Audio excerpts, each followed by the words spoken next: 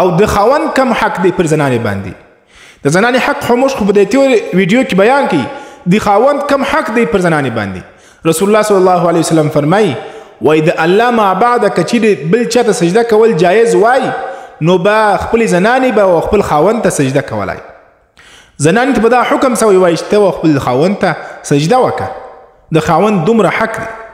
او په بل حدیث شریف کې راځي وای چې د کمی زنانی څخه خپل خاوند ناراضه وي او د دې زنانی لمنځ الله نه قبلوي او چې کم خاوند د خپل زنانی څخه شپه تیره کی د ناراضګي د خفګان جن خفاوي د خپل شری څخه په داسې حالت کې شپه تیره کی تر سهار پورې فرشتي پر دې زنانه باندې پر دې خانمي باندې لعنتونه وای او کم هغه زنانه چې هغه د خپل شرمګاه او حفاظت وکي هغه زنانه چې هغه خپل منځ پر خپل وخت باندې کوي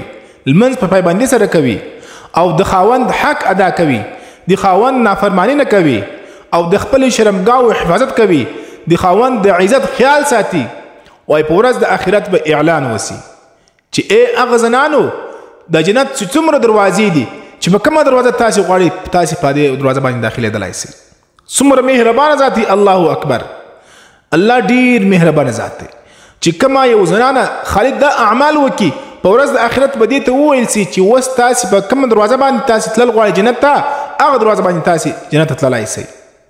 نو دا ویډیو د ثواب په خاطر باندې مخ ته در سره شیر